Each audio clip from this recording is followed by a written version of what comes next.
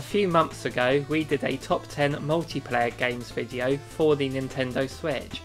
In making that video we realised just how many great multiplayers there are on Nintendo's fantastic hybrid console. So many in fact that one list just wasn't going to cut it. There are some games we intentionally left out of the first one for the sake of variety, but now here we are to talk about them. If you haven't seen our first video, the link is in the description, so make sure you check it out first. Also, we are only looking at competitive multiplayer games here. If you're interested in co-op, then we have a list on our channel of our top 10 co-op games. Again, the link will be in the description. We are also focusing on local multiplayer games rather than online. As much as I enjoy showing my skills to people across the world, you can't beat that feeling of thrashing someone at Smash Brothers and being able to taunt them directly to their face. If we have missed out any multiplayers that you enjoy, let us know in the comments down below of any you'd recommend and we'll be sure to take a look at it. Also, while you're down there, make sure to hit that subscribe button to join the party and keep up with our future videos. And as always, we don't want to spoil what's coming up on our list in the intro, so the games you've been looking at so far are our honourable mentions. I'm Dave. And I'm Sophie. So let's take a look at 10 more local multiplayer games to play on the Switch. Number 10, Team Sonic Racing. Sonic has had a few kart races in the past, involving an all-star cast of Sega characters and worlds, but in this version they stick to the Blue Blurs franchise, and this is a very decent and enjoyable kart racer. There is a very good team-based mechanic where you have two other racers on your side and can aid each other with items or speed boosts, or you can play it solo if that's your sort of thing. The tracks are very well designed and have plenty of variety. Even when some share the same theme, they do enough different to stand out from each other. Yes, I do prefer both Mario and Crash, but this one deserves a place in any racing fan's collection too. I personally prefer the solo mode. Number 9, Go Vacation. This is a port from a Wii game with a large selection of minigames to play. This is definitely a pick for the more casual gamer, but we want to see that section of gamers get some representation here. You have this large resort island you can freely explore and muck around in, which I really liked. The minigames themselves may not be in the most in-depth, but playing through them with another person, from skiing to skating to snowball fights and jet skiing, there's plenty to see and do here. I also really like the avatars too, although you can use your Mii if you really want. I never played this one on the Wii, but I did play a lot of Wii Sports Resort, and the one feature I really wanted in Wii Sports Resort was to be able to explore the island freely, and this game, Go Vacation, lets you do that, so I really like that feature of it. It's really fun to explore it. Yes.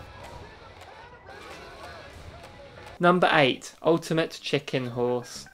Seems like 3 random words put together, and random does seem to be a major factor in how this game plays. It plays like a 2D platformer, get from A to B. You all get to add things to the level first.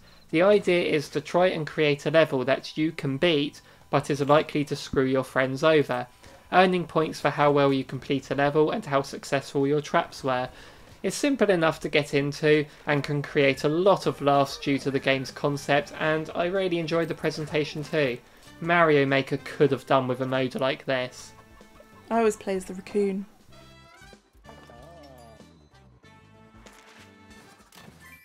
Number 7, Clubhouse games. 51 games included here, some you know and some you can learn. We both love chess, so that being on here is a huge plus. We both had no idea what shogi was, but now we both know it and we both love it. We've discovered plenty of games we didn't know this way, such as Mancala, President, Carom and plenty more. Bowling and darts are great with both motion and touch controls, and if you have more than one Switch, and why shouldn't you, then the second player can download a free version of this that lets you play multiplayer across 2 consoles, so you can't see anyone else's cards. Nice idea. We have reviewed every single minigame on this channel too, and we do enjoy most of them. Yeah, my Switch says that I've put over 55 hours into this game, but I bet 54 of them are just Spider Solitaire. That's true. It's not even a multiplayer game, that one. Number 6, Fast RMX. We have no F-Zero these days, and we are all lamenting that. But for those desperate for a futuristic racer on the Switch, you can't at all go wrong with Fast RMX. Shinen have really scratched that itch here. The racing feels very fast and frantic, with a mechanic of switching colours between orange and blue to match the boost pads to benefit from extra speed. The tracks get progressively harder and there are 3 speed settings, the lowest one still being pretty fast indeed. It can get difficult on the later tracks until you learn the layouts, so I would recommend staying on the lowest speed when introducing someone to this game. I have a review of this game coming to the channel very soon if you want to find out more, another reason to click that subscribe button, but if you are wanting a new F-Zero then definitely check this one out. I find it best not to sit too close to the TV as it can be a bit nauseating. Number 5, Timberman Versus. All you do here is press left or right to chop down the tree and or a miscellaneous tall object in the middle, making sure that you are standing on the correct side to not get crushed by anything sticking out. This setup is incredibly simple as they come, but can get really competitive too. There are a lot of characters to unlock, with a lot of pop culture references, so when you see a new one you can go, oh look, it's that person from that thing, and we all share a smile. It's a cheap enough game too, and it can be very mesmerising as you're going through the trees. It's one of those games where you feel like you should be good at it, and then when you get hit by something you're like, god damn, I'm so bad at this. It's so easy to lose in it. It's frustrating, but it's great. You've got to be precise. Number 4, Pokken Tournament DX. Pokemon meets Tekken. I'm surprised this idea hadn't been done sooner. Originating in arcades and later brought to the Wii U, Pokken Tournament DX brings that game to the Switch with some added characters. You have a decent selection of Pokemon to choose from, each feeling distinctive. Even though there are 2 Pikachu and 2 Mewtwo's, they don't feel too samey. You can also have support Pokemon to bring into battle for more representation. You can build up a meter to unleash a powerful final smash style move, some of which are spectacles in their own right.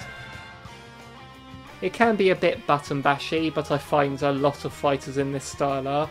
But get beyond that and really learn the moves, and the impact it will have on your gaming sessions will be super effective. I didn't know who Decidueye was before, and then when I played as him, I was like, oh, this is the one that my little brother really likes, and he's really cool, and he's an owl, and he looks like Robin Hood. Number 3, Street Fighter 30th Anniversary Collection. Well, this is a no-brainer for multiplayer fun. We included Mortal Kombat last time, so now it's Street Fighter's turn. We are going with the 30th Anniversary Collection here, which contains 12 games from Street Fighter's history. Specifically, Super Street Fighter 2 Turbo is my version of choice. The characters are iconic, the gameplay is a lot of fun, and although I never played Street Fighter as a child, I saw a lot of it on shows like Games Master and Games World, so this game really does make me feel nostalgic. I always felt jealous of the people playing it, and now I can play it myself. I really can see why it was a regular feature on those shows. I like to play as Chun-Li because she's the best, and I made a costume of her in Animal Crossing, do you remember?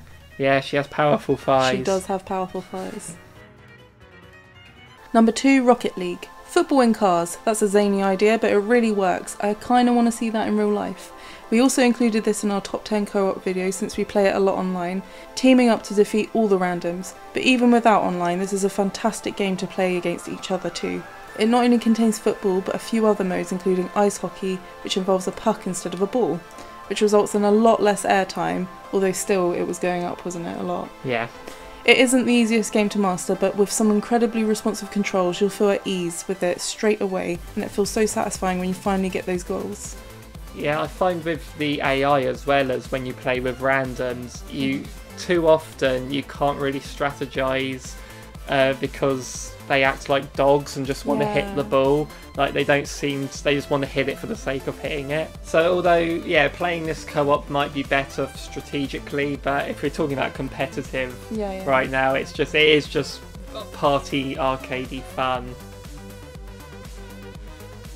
Number 1, Mario Kart 8 Deluxe. We didn't include this one in the last video for the sake of variety, but here it is, taking the top spot where it deserves. Mario Kart 8 Deluxe is a port on the Wii U game with all the DLC included and an improved battle mode, with 48 tracks, 8 battle arenas and a load of characters including from other series like Link from Legend of Zelda and the Squidlings from Splatoon. And this game provides you with plenty to do. The tracks featured in this game can proudly sit with some of the best this series has ever seen, and it plays like a dream, with fantastic controls that are easy to pick up and play but really come into their own when you master the drifting. What else can we say then? It's Mario Kart, how can you go wrong? Fully agree, you can't really go wrong with it. Yeah.